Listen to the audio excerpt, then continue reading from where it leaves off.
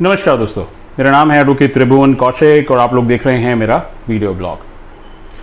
दोस्तों आज जो मैं बात करने जा रहा हूँ जब किसी का जो है कोर्ट कचहरी से ताल्लुक़ पड़ता है तो ये जो शब्द है ये जो डॉक्यूमेंट है इससे सबका जो है पाला पड़ता है और ये जो डॉक्यूमेंट है इसका नाम है वकालतनामा। तो आज हम वकालतनामे के बारे में डिस्कशन करेंगे कि ये बेसिकली क्या होता है और इसकी क्या इम्पोर्टेंस है। दोस्तों मेरी सोशल मीडिया डिटेल्स हमेशा की तरह वीडियो में आपको दिखेंगी। अगर अभी तक आप लोगों ने मेरा यूट्यूब चैनल सब्सक्राइब नहीं किया है तो कर लीजिएगा। साथ ही साथ आप मुझे सोशल मीडिया पर भी फॉलो कर सकते हैं। जब आप ये वीडियो देखेंगे तो वकालतनामे को साथ साथ मैं आपको दिखाऊंगा इसमें। तो ये देखिए, ये एक स्पेसिमेन है वकालतनामे का। दोस्तों अगर आप इसमें देखें तो इसमें ये जो वकालतनामा है ये एक तरह का एक 1 पेज का एक डॉक्यूमेंट होता है। इसकी जो है बहुत ही इम्पोर्टेंस है जब आप कोर्ट कचहरी जाते हैं या अगर आप किसी वकील साहब को अपने मुकदमे में आप जो है इंगेज करते हैं। इसकी क्यों इतनी इम्पोर्टेंस है, आइए इसको ज़रा समझते हैं सिलसिलेवार तरीके से। वकालतनामा जो होता है ये एक तरह का वकील साहेब और उनके जो क्लाइंट होते हैं उनके बीच का एक पावर ऑफ अटर्नी है, यानी कि एक अग्रीमेंट है।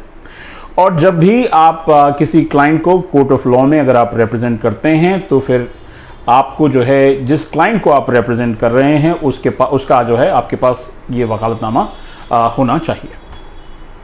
ये जो वकालतनामा है इस पे अगर आप देखेंगे तो इस पे जो है कुछ डिटेल्स हैं जो बहुत ही इम्पॉर्टेंट हैं। सबसे पहले कि किस कोर्ट में ये वकालतनामा लग रहा है, उस केस की क्या डिटेल्स हैं जिसमें वकालतनामा लग रहा है।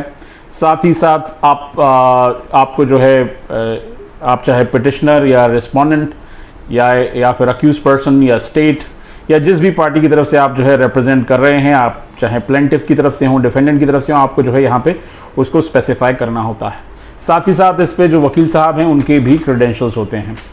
दोस्तों इंडियन एडवोकेट एक्ट के हिसाब से सिर्फ जो है सर्टिफाइड प्लीडर्स ही जो है कोर्ट्स में क्लाइंट्स को रिप्रेजेंट कर सकते हैं। अभी हाल फिलहाल में ये भी देखा गया कि इनकम टैक्स के जो केसेस हैं उसमें भी अब जो है सिर्फ वकील ही क्लाइंट्स को रिप्रेजेंट कर सकते हैं। तो ये जो वकालतनामा जो एक डॉक्यूमेंट होता है दोस्तों, बेसिकली ये जो है ऑथराइज करता है वकील साहब को कोर्ट की सारी प्रोसीडिंग्स के दौरान क्लाइंट के पक्ष को रखने के लिए। और इसके एवज में वकील साहब क्या करते हैं, वकील साहब जो है क्लाइंट से जो उनकी म्यूचुअल अग्रीड फीस होती है वो उनको चार्ज करनी होती है। अगर आप ये देखेंगे, क्योंकि मैंने कहा कि एक तरह की पावर ऑफ अटर्नी है तो इस पर क्लाइंट के सिग्नेचर होते हैं, साथ साथ वकील साहब के भी सिग्नेचर होते हैं। अगर कोर्ट को कम्युनिकेट करना होता है कोई सारी चीज़ें, जब वकील साहब का क्लाइंट नहीं रहता है तो सारी चीज़ें वकील साहब के थ्रू जो है कोर्ट कम्युनिकेट कर सकता है क्लाइंट से। एक और चीज़ है कि ये जो वकालतनामा है, ये वकालतनामा जो आप कोर्ट में जब आप लगाते हैं तो चाहे सिविल मुकदमा हो या क्रिमिनल मुकदमा हो, इस वकालतनामे पे आपको जो है रेक्विजिट कोर्ट फीस लगानी होती है। ये क्रिमिनल मुकदमों में और सिविल मुकदमों में वेरी कर सकती है और आपकी लोकल बार के हिसाब से भी ये जो है वेरी कर सकती है। अब इसमें ये जो अगर आप देखेंगे इस वकालतनामे में, इसमें जो है किस दिन ये वकालतनामा साइन किया गया उस दिन भी ये जो है ये सारी डिटेल्स इसमें स्पेसिफाइड होती हैं। दोस्तों एक और सबसे महत्वपूर्ण बात है, जब हम वकालतनामे के बारे में बात करते हैं तो वकालतनामा जो है एक तरह का लीगल डॉक्यूमेंट है जो स्पेसिफाइड रहता है कोर्ट के रिकॉर्ड्स में हमेशा के लिए। अगर वकील साहब को कोर्ट से कोई डॉक्यूमेंट अगर उन्हें इंस्पेक्ट करना है तो उनको जो है वकालतनामे की कॉपी लगानी होती है।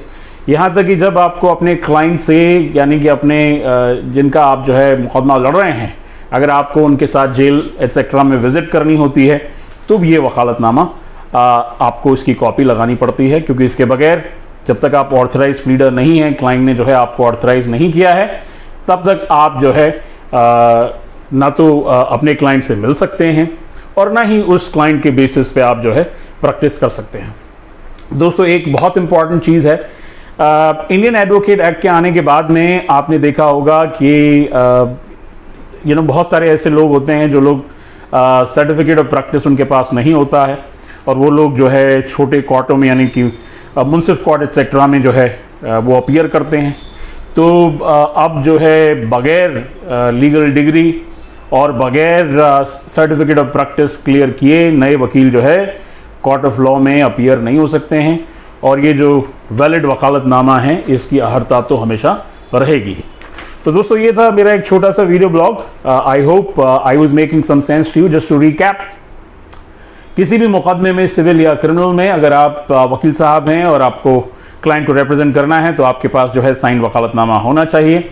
इसके अलावा अगर आप जो है क्लाइंट हैं तो आप अगर चाहते हैं वकील साहब को अपने ऑथराइज करना तो आपके पास भी ये वकालतनामा आपको साइन करना पड़ेगा जिससे कि वकील साहब आपकी कोर्ट में पैरवी कर सके। दोस्तों आज के इस छोटे से वीडियो ब्लॉग में बस इतना ही। नमस्कार।